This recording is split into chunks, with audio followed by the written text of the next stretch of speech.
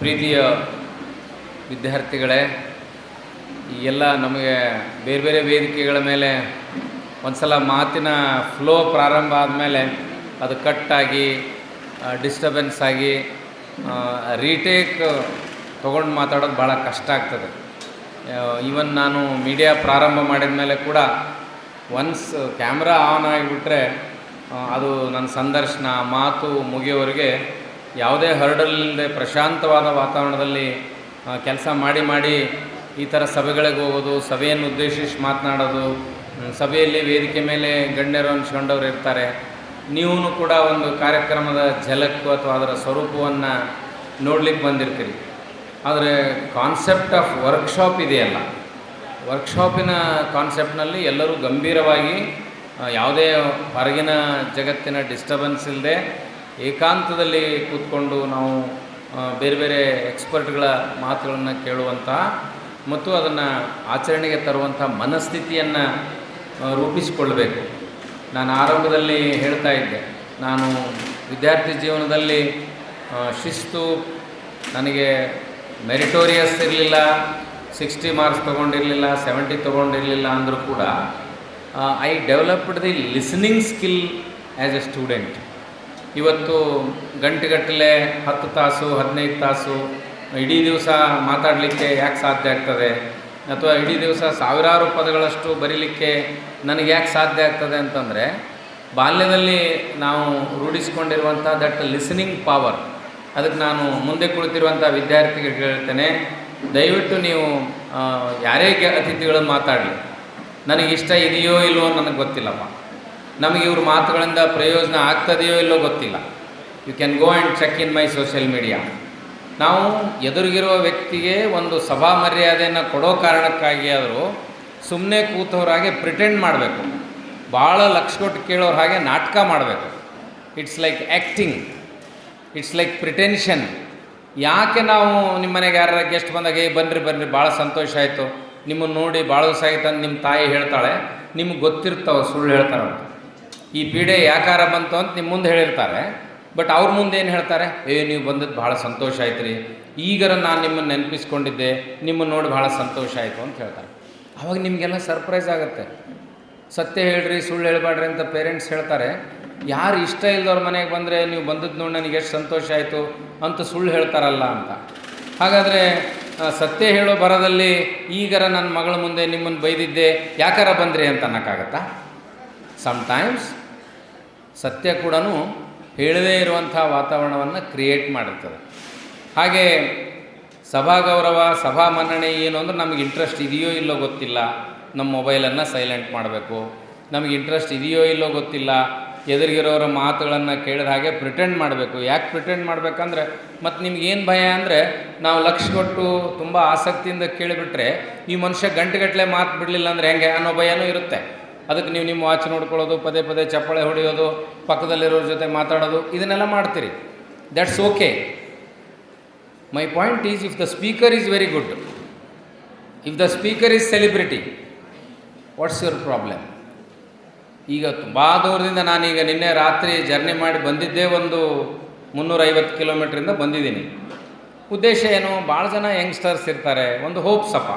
ನಾನು ನಮ್ಮ ರವಿಕುಮಾರ್ ಅವ್ರಿಗೆ ಹೇಳಿದೆ, ಇಲ್ಲ ನಾನು ಕಾರ್ಯಕ್ರಮಗಳಿಗೆ ಹೋಗೋದು ಬಿಟ್ಟಿದ್ದೀನಿ, ಸಭೆಗಳಲ್ಲಿ ಭಾಷಣ ಮಾಡೋದನ್ನು ಬಿಟ್ಟಿದ್ದೀನಿ. ಯಾಕಂದ್ರೆ ಸಭೆಗಳಲ್ಲಿ ಕಡ್ಡಾಯವಾಗಿ ಸುಳ್ಳು ಹೇಳೋದೇ ನಮ್ಮ ಭಾಷಣ. ವೇದಿಕೆ ಮೇಲಿರೋರನ್ನ ಹೊಗಳೋದು, ಇಂದ್ರ ಚಂದ್ರ ಅನ್ನೋದು, ನೀವೆಲ್ಲ ಶ್ರೇಷ್ಠ ಅನ್ನೋದು, ಸಂಘಟಕರು ಶ್ರೇಷ್ಠ ಅನ್ನೋದು, ಇದರಲ್ಲೇ ನಮ್ಮ ಕಾಲಹರಣ ಆಗ್ತದೆ. ಅದರಲ್ಲಿ ಒಂದು 100-200 ರೂಪಾಯಿ ಶಾಲ್ ಹೊಚ್ಕೊಳ್ಳೋದು, ಒಂದು 100-200 ರೂಪಾಯಿದು ಹಾರ ಹಾಕ್ಸ್ಕೊಳ್ಳೋದು, ಇದರಲ್ಲೇ ಕಾಲಹರಣ ಆಗಿದೆ. ಆ ಶಾಲು ನಮಗೆ ಉಪಯೋಗ ಬರಲ್ಲ. ಹಸಿವಾದ್ರೆ ಆ ಹಾರ ತಿನ್ನೋಕೆ ಏನಾರ ಬರುತ್ತೇನ್ರಿ? ತಿನ್ನೋಕ್ಕೂ ಬರಲ್ಲ. ಚಳಿ ಆದರೆ ಆ ಶಾಲೆ ಏನಾರ ಹೊಚ್ಕೊಳಕ್ಕೆ ಬರ್ತದೇನೋ? ಬರಲ್ಲ. ಅದು ಶೈನಿಂಗ್ ಇರ್ತದೆ, ಮೈ ಮೇಲೆ ನಿಲ್ಲಂಗಿಲ್ಲ. ಅದಕ್ಕೆ ನಾನು ಎಷ್ಟೋ ಸಲ ನನ್ನ ಸಂಘಟಕರಿಗೆ ರಿಕ್ವೆಸ್ಟ್ ಮಾಡ್ಕೊಳ್ಳಿ, ದಯವಿಟ್ಟು ನನಗಂತ ಉಪಯೋಗಕ್ಕೆ ಬರಲಾರ್ದ ಶಾಲನ್ನು ಹೊಚ್ಚಬೇಡ್ರಿ. ಆಮೇಲೆ ನಾನು ಹಾರ ಹಾಕ್ಕೊಂಡು ರಸ್ತೆಯಲ್ಲಿ ತಿರುಗಾಡಿದ್ರೆ ಸುಮ್ಮನೆ ಇರ್ತೀರಿ ನೀವು. ಅಕಸ್ಮಾತ್ ಹೊಳೆಯಲ್ಲಿ ಹೊಸದುರ್ಗದಲ್ಲಿ ನನಗೆ ಹಾರ ಹಾಕಿದಾರೆ ಅಂತ ತಿಳ್ಕೊಂಡು ಇಡೀ ಹೊಸದುರ್ಗ ಪಟ್ಟಣದಲ್ಲೆಲ್ಲ ಹಾರ ಹಾಕ್ಕೊಂಡು ತಿರುಗಾಡಿದ್ರೆ ಇವನೇನು ಹುಚ್ಚ ತಲೆ ಕೆಟ್ಟದನಪ್ಪ ಅಂತೀರಿ. ಯಾವ ಹಾರನ ನೀವು ಬೈಲಲ್ಲಿ ಹಾಕ್ಕೊಂಡು ತಿರುಗಾಡಿದ್ರೆ ನಿಮಗೆ ಸಂಕೋಚ ಆಗ್ತದೆ, ಇಲ್ಲಿ ಅಂಥ ಹಾರ ಹಾಕ್ಕೊಂಡಾಗ ನಾನು ಭಾಳ ಸಂಭ್ರಮಿಸಬೇಕು, ಸಂತೋಷ ಪಡಬೇಕು. This is the beauty as well as irony of the life. ಹಾಗಂತ ಸಭೆಯೊಳಗೆ ಹಾರ ಹಾಕೋ ಬದಲು ಮತ್ತೇನಾರು ಹಾಕೋಕ್ಕಾಗ್ತದ? ಶಾಲು ಹೊಚ್ಚೋ ಬದಲು ಬೆಡ್ಶೀಟ್ ಹೊಚ್ಚೋಕ್ಕಾಗತ್ತಾ? ಇಲ್ಲಲ್ಲ. C, life is very interesting in such kind of confusions. Life is very very beautiful in such kind of contradictions. ಜೀವನ ಅಂದ್ರೇ ಹೀಗೆ. ಅದಕ್ಕೆ ನಾವು ಬದುಕನ್ನು 4 ರೀತಿಯಲ್ಲಿ ವಿಭಾಗ ಮಾಡ್ತೇವೆ. Life is divided into 4 kind of styles. That is personal life, professional life, then social life and public life. ಇದು ಎಲ್ರಿಗೂ ಅನಿವಾರ್ಯ. ನೀವು ಅಧಿಕಾರಿ ಇರ್ರಿ, ಮಂತ್ರಿ ಇರ್ರಿ, ಶಾಸಕ ಇರ್ರಿ, ಮುಖ್ಯಮಂತ್ರಿ ಇರ್ರಿ, ನಿಮಗೆ ಇವು 4 ಜೀವನ ಇರ್ತಾವೆ. ನೀವು ವಿದ್ಯಾರ್ಥಿಗಳಿರ್ರಿ, ಏನಾರ ಇರ್ರಿ, ಟೀಚರ್ ಇರ್ರಿ, whatever it might be, you have 4 kind of life. Personal life, ಮನೆಯಲ್ಲಿ ತಂದೆ ತಾಯಿಗೆ ನಾವು ಮಕ್ಕಳು, ನಮ್ಮ ಮಕ್ಕಳಿಗೆ ನಾವು ಪೇರೆಂಟ್ಸು, ನಮ್ಮ ರಿಲೇಟಿವ್ಸ್ಗೆ ರಿಲೇಟಿವ್ಸು. ಯಾವುದು? ಪರ್ಸ್ನಲ್ ಲೈಫ್ನಲ್ಲಿ. ಪರ್ಸ್ನಲ್ ಲೈಫ್ನಲ್ಲಿ ಭಾಳ ಕ್ಯಾಶುವಲ್ ಆಗಿರ್ತೇವೆ ನಾವು. ಬರ್ಮಡ ಹಾಕ್ಕೊಂಡಿರ್ತೀವಿ, ಟೀ ಶರ್ಟ್ ಹಾಕ್ಕೊಂಡಿರ್ತೀರಿ, ನೀವೆಲ್ಲ ಶಾರ್ಟ್ಸ್ ಹಾಕ್ಕೊಂಡು ಓಡಾಡ್ತೀರಿ ಮನೆಯಲ್ಲಿ. ಆದರೆ when you jump into your professional life, ಅದೇ ನೀವು ಮನೆಯಲ್ಲಿ ರೆಡಿಯಾಗಿ 10 ಗಂಟೆಗೆ ಸ್ಕೂಲಿಗೆ ಬಂದರೆ ಯೂನಿಫಾರ್ಮ್ ಹಾಕ್ತೀರಿ. That is called as professional life. ಇಡೀ ದಿವಸ ಶಾಲೆಯಲ್ಲಿರ್ತೀರಿ, ಆಫೀಸ್ನಲ್ಲಿರ್ತೀರಿ, ನಿಮ್ಗೊಂದು ಯೂನಿಫಾರ್ಮ್ ಇರುತ್ತೆ, ಎಂಜಾಯ್ ಮಾಡ್ತೀರಿ. ಸಾಯಂಕಾಲ ಯಾರೋ ನಿಮ್ಮ ಫ್ರೆಂಡ್ಸ್ ಪಾರ್ಟಿಗೆ ಕರೀತಾರೆ, ಹೋಗ್ತೀರಿ.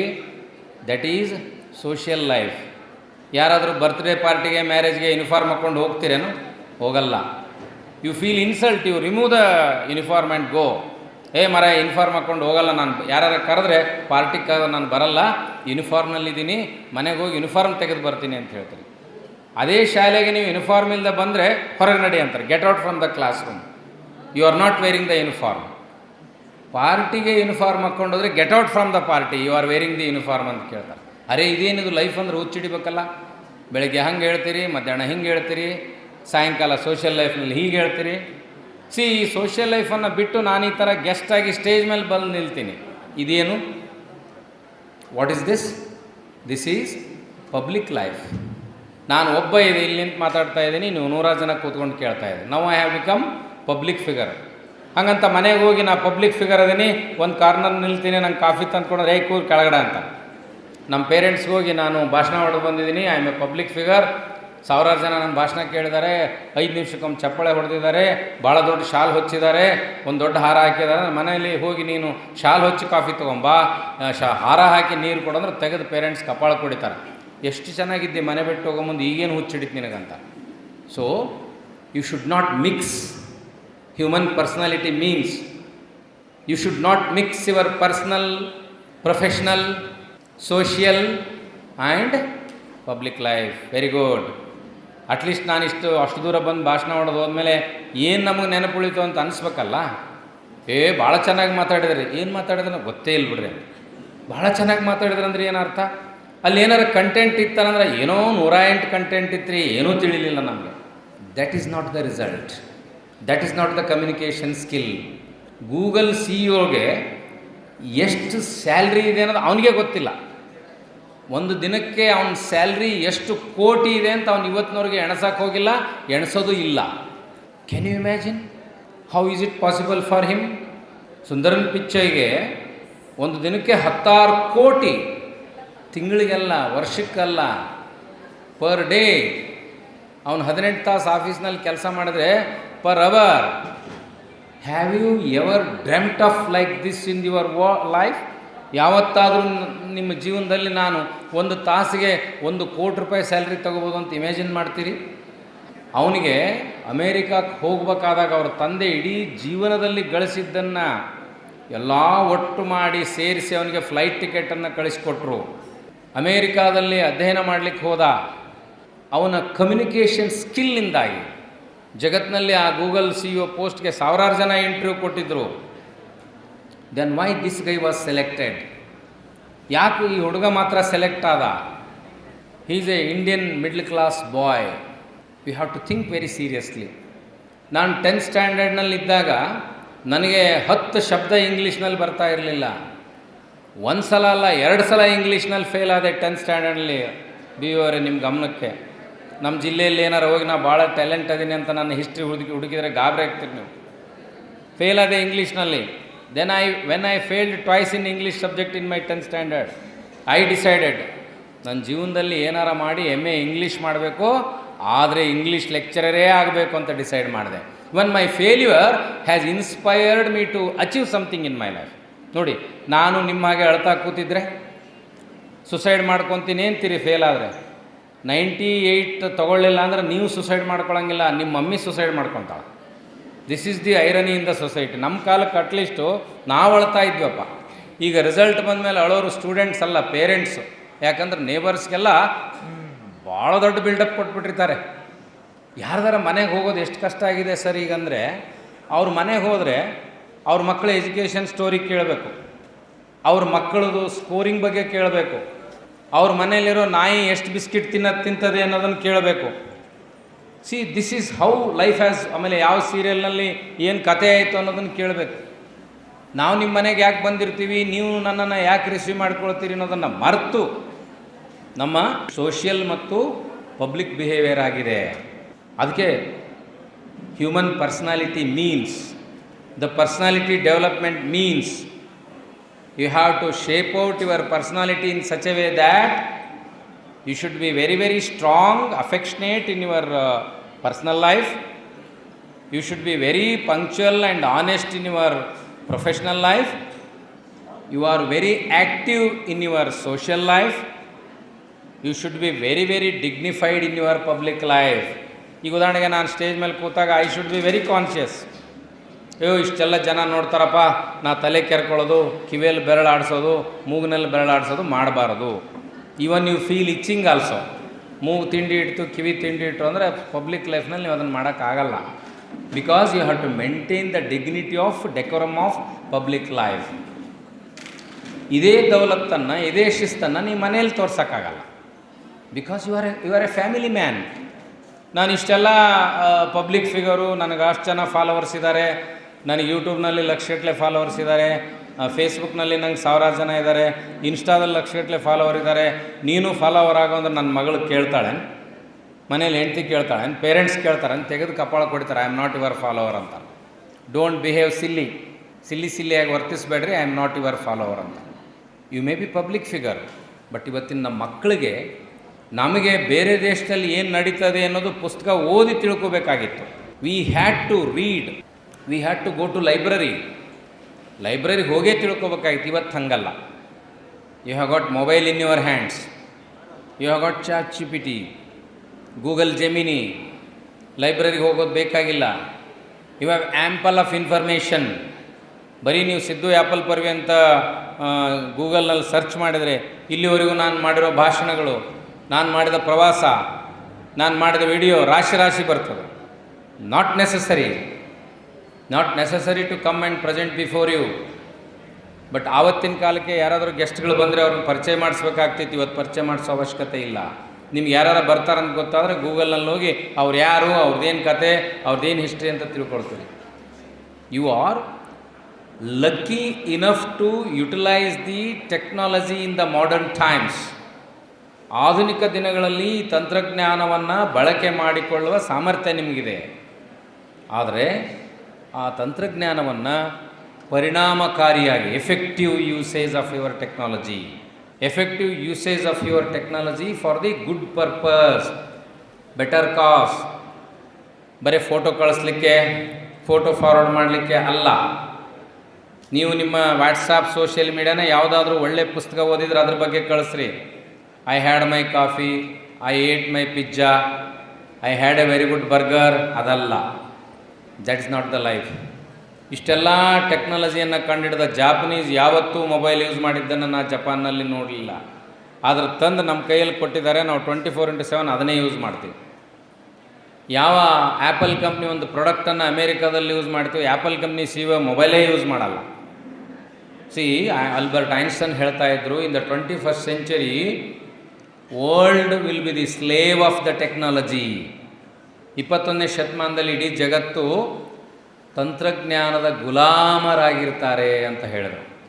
ಈಗ ನಮಗನ್ನಿಸ್ತದೆ ನಾವೆಲ್ಲ ಯಾವುದ್ರ ಗುಲಾಮರಪ್ಪ? We are all slaves of our mobiles. We are all absolutely slaves of mobiles. ಮನೆಯಲ್ಲಿ ನಾನು ಫಸ್ಟ್ ಫ್ಲೋರ್ನಲ್ಲಿದ್ದೆ, ಕೆಳಗಿರೋ ಹೆಂಡ್ತಿನ ಕರಿಬೇಕಾದರೂ ಕೂಗಿ ಕರಿಯಲ್ಲ. ಈಗ ಏನು ಮಾಡ್ತೀವಿ? ಮೊಬೈಲ್ ಮಾಡ್ತೀವಿ, ಕಾಲ್ ಮಾಡ್ತೀವಿ, ಮೆಸೇಜ್ ಹಾಕ್ತೀವಿ. ಅಂದರೆ ನಮ್ಮ ಹ್ಯೂಮನ್ ಬಾಂಡೇಜ್ ಎಷ್ಟು ನಾಶ ಆಗಿ ಹೋಗಿದೆ. ಮನೆಯಲ್ಲಿ ಮಗಳನ್ನಾಗಿ ಏನಾರ ಹೇಳಬೇಕಾಗಿತ್ತಂದ್ರೆ we text them. There is no affection, there is no love, there is no care. ಆದ್ದರಿಂದ ನಾವು ಎಷ್ಟೋ ಸಲ ನಮ್ಮ ಪ್ರಾಯದವರೆಲ್ಲ ಮಾತಾಡ್ತಿರ್ತೀವಿ, ಏನ್ರಿ ನಾವು ಲಕ್ಕಿನಾ, ನಮ್ಮ ನೆಕ್ಸ್ಟ್ ಜನ್ರೇಷನ್ ಲಕ್ಕಿನಾ ಅಂತ. ನೀವೇ ಹೇಳ್ರಿ, ನೀವು ಲಕ್ಕಿನೋ ನಾವು ಲಕ್ಕಿನೋ? ನೀವೇ ಲಕ್ಕಿ. ಯಾಕೆ ಹೇಳ್ರಿ? You have seen the technology, you have not seen the troubles. ನಿಮ್ಮ ತಂದೆ ತಾಯಿ ಏನು ಕೆಲಸ ಮಾಡ್ತಾರೆ ನಿಮ್ಗೆ ಗೊತ್ತಿಲ್ಲ, ಅವ್ರಿಗೆ ರೆವೆನ್ಯೂ ಏನಿದೆ ಗೊತ್ತಿಲ್ಲ, ಅವ್ರಿಗೆ ದುಡ್ಡು ಎಲ್ಲಿಂದ ಬರುತ್ತಂತ ಗೊತ್ತಿಲ್ಲ. ಆದರೆ ನಿಮಗೆ ಅವರು 20,000 ರೂಪಾಯಿ ಮೊಬೈಲ್ ಕೊಡಿಸ್ಲೇಬೇಕು, ನಿಮಗೆ ಒಂದು ಮೊಪೆಡನ್ನು ಕೊಡಿಸ್ಲೇಬೇಕು, ವೆಹಿಕಲ್ ಕೊಡಿಸ್ಲೇಬೇಕು, ನಿಮಗೆ ಲಕ್ಷಗಟ್ಟಲೆ ಫೀಸ್ ಕೊಟ್ಟು ಕಾಲೇಜ್ಗೆ ಶಾಲೆಗೆ ಹಚ್ಚಲೇಬೇಕು. You don't know. ಬಟ್ ನಮ್ಮ ಕಾಲಕ್ಕೆ ವಿ ಯೂಸ್ ಟು ಥಿಂಕ್, ಈ ದುಡ್ಡು ಇವ್ರಿಗೆ ಎಲ್ಲಿಂದ ಬರುತ್ತೆ? ನಮಗೆ ಯಾವತ್ತು 10th ಸ್ಟ್ಯಾಂಡರ್ಡ್ವರೆಗೂ ಅಲ್ಲ, PUCಗೆ ಬಂದರೂ ಸೈಕಲ್ ಕೊಡಿಸ್ಲಿಲ್ಲ ನಮ್ಮ ಮನೆಯಲ್ಲಿ. 4 ಕಿಲೋಮೀಟ್ರ್ ಶಾಲೆಗೆ ನಾವು ನಡ್ಕೊಂಡು ಹೋಗ್ತಾ ಇದ್ವಿ. ಸೊ ಈ ರೀತಿ ಭಾವನೆಗಳು ಇದ್ದಾಗ ನಾವೆಲ್ಲ ಜೀವನದಲ್ಲಿ, ನನಗೆ ಹಿಂಗೆ ಚೀಟಿ ತೊಗೊಂಡು ಭಾಷಣ ಮಾಡಿ ಅಭ್ಯಾಸ ಇಲ್ಲ. I am very punctual about the time. ಯಾಕಂದರೆ ದಿನ ನಾನು ಕ್ಯಾಮ್ರಾ ಮುಂದೆ ಮಾತಾಡೋದ್ರಿಂದ ನಮ್ಮ ಕ್ಯಾಮ್ರಾಮನ್ ಹೇಳಿರ್ತಾನೆ, ಇಷ್ಟೊತ್ತು ಬ್ಯಾಟ್ರಿ ಇದೆ, ನೀವು ಇಷ್ಟೊತ್ತೇ ಮಾತಾಡಬೇಕು, ಅಷ್ಟರೊಳಗೆ ವಿಷಯ ಮುಗಿಬೇಕು. ಹಾಗಾಗಿ ಒಂದಿಷ್ಟು ಸಭೆ ಬಂದ ಮೇಲೆ ನನಗೆ ಇಷ್ಟು ಚೆನ್ನಾಗಿ ಮಾತಾಡೋಕ್ಕಾಗಲ್ಲ. ನಂಗೆ ಗೊತ್ತಿದೆ, ಮಠಾಧೀಶರು ಇರ್ತಾರೆ, VIPs ಇರ್ತಾರೆ, ಅವ್ರಿಗೆ ಭರಾಟೆಯಲ್ಲಿ ಅವಾಗ ಇನ್ನೂ ಅದ್ಭುತವಾಗಿ ಅವರೇ ಹೇಳ್ಬಿಡ್ತಾರೆ ಬಂದವರು, ಸರ್ ತಾವು ಭಾಳ ಚೆನ್ನಾಗಿ ಮಾತಾಡ್ತೀರಿ ಸರ್, ಎಷ್ಟು ಅದ್ಭುತ ಮಾತಾಡ್ತೀರಿ ಅಂದರೆ ನಿಮ್ಮ ಭಾಷಣ ಕೇಳಬೇಕಂತಲೇ ನಾನು ಅಲ್ಲಿಂದ ಬಂದಿದ್ದೀನಿ, ಆದರೆ ಇವತ್ತು ಭಾಳ ಅರ್ಜೆಂಟ್ ಕೆಲಸ ಇದ್ದರಿಂದ ದಯವಿಟ್ಟು 5 ನಿಮಿಷ ಮಾತಾಡ್ಬಿಡ್ರಿ ಸರ್ ಅಂತ. ಅಂದ್ರೆ ನಾನು ಅದ್ಭುತವಾಗಿ ಮಾತಾಡ್ತೀನಿ ಅನ್ನೋದು ಖರೇನೋ, ಏನು ಜಲ್ದಿ ಭಾಷಣ ಮುಗಿಸ್ಲಿ ಅನ್ನೋದು ಖರೆ. ಹಂಗಾಗಿ ನನಗೆ ಸಭೆಗಳು ಸಮಾರಂಭಗಳಂದರೆ I am quite allergetic, I am not at all interested. ಯಾಕಂದ್ರೆ ಅದನ್ನೇ 1 ತಾಸು ನಾನು ಕ್ಯಾಮ್ರಾ ಮುಂದೆ ಮಾತಾಡಿದರೆ 1 ವರ್ಷದಲ್ಲಿ ಅದನ್ನು 1,00,000 ಜನ ನೋಡಿರ್ತಾರೆ. ಆದರೆ ಒಂದು ಸಭೆಯಲ್ಲಿ ಮಾತಾಡಿದ್ರೆ ಇಲ್ಲಿ ಕೇಳಿರ್ತಾರಲ್ಲ, ಇಲ್ಲಿರೋ 50% ಜನನೂ ಕೇಳಿಸ್ಕೊಂಡಿರಂಗಿಲ್ಲ. ಸೊ ಹಾಗಾಗಿ ಎಲ್ರಿಗೂ ಇವತ್ತು ಸಮಯ ಮುಖ್ಯ ಇದೆ. ನೀವು ನಿಮ್ಮ 4 ಬದುಕನ್ನು ಬ್ಯಾಲೆನ್ಸ್ ಮಾಡಿ, personal, professional, social and public life. Shaping all these stages of life it self is A personality development, reducing the stress. Thank you very much.